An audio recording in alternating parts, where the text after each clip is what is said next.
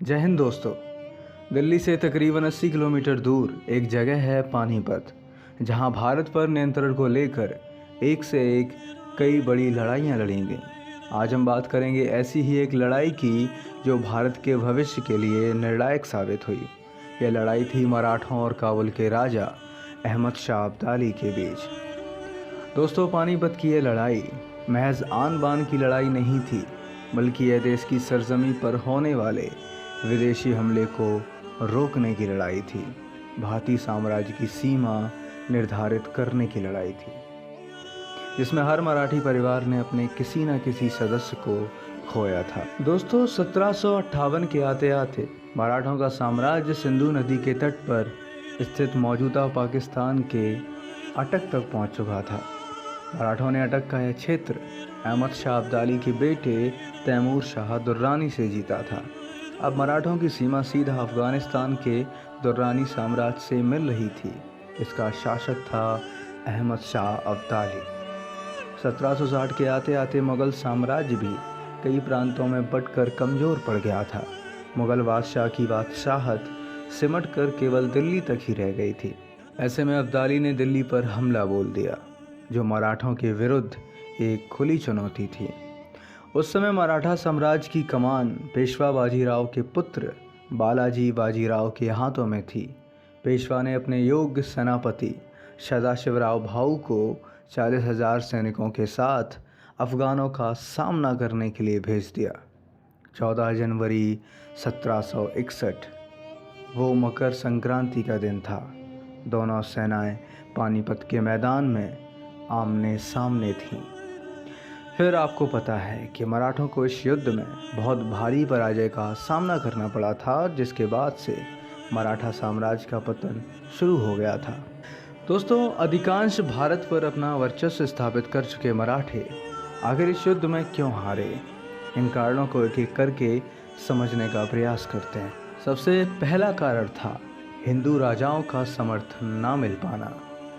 उत्तर भारत में मराठों के बढ़ते हुए वर्चस्व से सभी स्थानीय राजा मराठों के विरुद्ध हो गए थे, जो यह जानते थे कि अब्दाली का यह छठवां हमला था और हर बार की तरह इस बार भी वह वापस अफगानिस्तान चला जाएगा। और यदि उन्होंने इस लड़ाई में मराठों का साथ दिया तो मराठे जीतकर संपूर्ण भारत पर राज करेंगे, जो आपसी प्रतिद्वंद्विता में किसी को गवारा न था। अवध के नवाब शुजा-उद-दौला पर ज़रूरत से ज़्यादा भरोसा। शुजा इस लड़ाई में किस पक्ष का साथ दें, यह इस लड़ाई के नतीजे के लिए अहम साबित होने वाला था। मराठा सोचते थे कि शुजा एक शिया मुस्लिम है, जो सुन्नी अफ़गानों का साथ कभी नहीं देगा, लेकिन अब्दाली ने भारत में अपने सबसे बड़े समर्थक रोहिल्ला सरदार नज़ीम ख़ान को अवध भेजकर शुजा-उद-दौला को अपनी तरफ मिला लिया था। जबकि कई अवसरों पर पहले मराठाओं ने शुजा के पिताजी की मदद की थी। इस प्रकार शुजा-उद-दौला का दुश्मन सेना से हाथ मिला लेना मराठों की हार का एक बहुत बड़ा कारण बना। परिवार को साथ लाना। मराठे शुरू से ही अपनी जीत के प्रति पूरी तरह से आश्वस्त थे और इसी वजह से 40,000 सैनिकों के अतिरिक्त 20,000 लोगों का एक बड़ा जत्था भी उनके साथ चल रहा था, जिसमें उनके परिवार की महिलाएं, बच्चे, उनके नौकर चाकर, साधु संत, तीर्थयात्री आदि शामिल थे। अपनी अपनी स्त्रियों को साथ में लेकर चलने का रिवाज मराठों में पेशवा बाजीराव के मस्तानी के साथ हुए प्रेम प्रकरण को देखकर शुरू हुआ था। सभी स्त्रियों में यह भय व्याप्त हो चुका था कि जब भी मराठे युद्ध के लिए बाहर जाते हैं तो वहाँ से दूसरी स्त्री ले आते हैं। 20,000 के इस अतिरिक्त जत्थे में तीर्थयात्रियों का भी एक बहुत बड़ा समूह था। सबका मानना था कि अब्दाली को हराकर वे सब मकर संक्रांति के दिन कुरुक्षेत्र के ब्रह्म सरोवर में स्नान करेंगे। जंग में जब मराठे घिर गए तो इन अतिरिक्त लोगों को संभालने में ही उनकी आधी फौज लग गई, और जिसका नतीजा ये हुआ कि उन्हें बुरी हार का सामना करना पड़ा। खाने की कमी। दोस्तों, पानीपत में मराठा सेना दुश्मन से पहले भूख के सामने हार चुकी थी। अब्दाली ने मराठों के लिए दिल्ली से होने वाली भोजन की आपूर्ति को बंद कर दिया था। जबकि अफ़गान सेना यमुना नदी के पास थी, जो आलू जैसी फसल उगाकर महीनों तक गुजारा कर सकती थी। दिल्ली से खाने की सप्लाई रुक जाने के कारण मराठा सेना पूरी तरह से दुर्बल और हतोत्साहित हो चुकी थी। पेशवा से मदद न मिल पाना। जब मराठा सेना भूख प्यास से युद्ध में जूझने लगी तो यह निश्चित हुआ कि पुणे से पेशवा मदद लेकर युद्ध भूमि जाएंगे। पेशवा दशहरे के दिन दिल्ली के लिए निकले भी, किंतु पानीपत नहीं पहुँचे। रास्ते में ही पेशवा एक 9 वर्ष की कन्या से शादी प्रसंग रचाने में उलझ गए। इस प्रकार पेशवा से पूरी तरह सहयोग न मिल पाना भाव की हार का कारण बना। शासन तंत्र का विफल हो जाना। दोस्तों, इस लड़ाई से पहले मराठे हर तरफ सफलता के झंडे गाड़ रहे थे। लगातार जीत से उनका साम्राज्य चारों ओर फैल चुका था। नए जीते राज्यों से धन कैसे जुटाया जाए, इस पर मराठों का ध्यान ज़्यादा केंद्रित था, बजाय वहाँ एक अच्छी शासन व्यवस्था लागू करने के। इन राज्यों में अव्यवस्था, अराजकता का माहौल व्याप्त हो चुका था।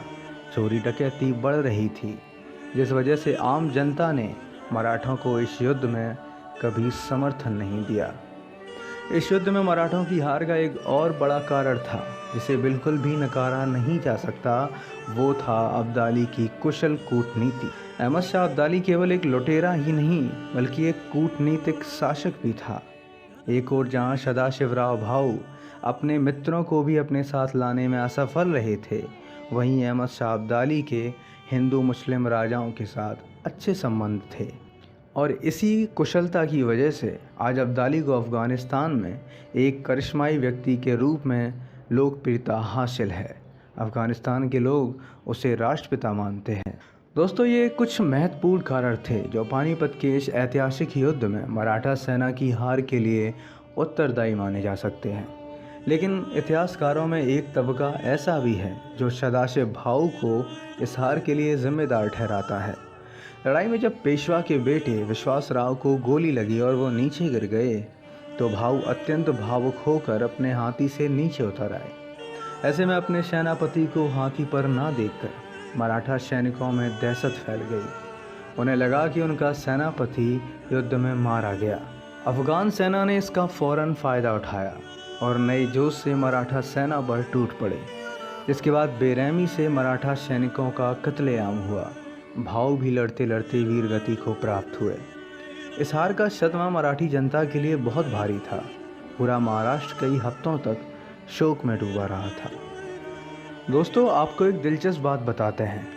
इस युद्ध में अपने युवा पेशवा विश्वासराव को खोने का दुख मराठी जनमानस पर इतना गहरा था कि इस युद्ध के बाद एक कहावत उनकी आम बोलचाल का हिस्सा बन गई।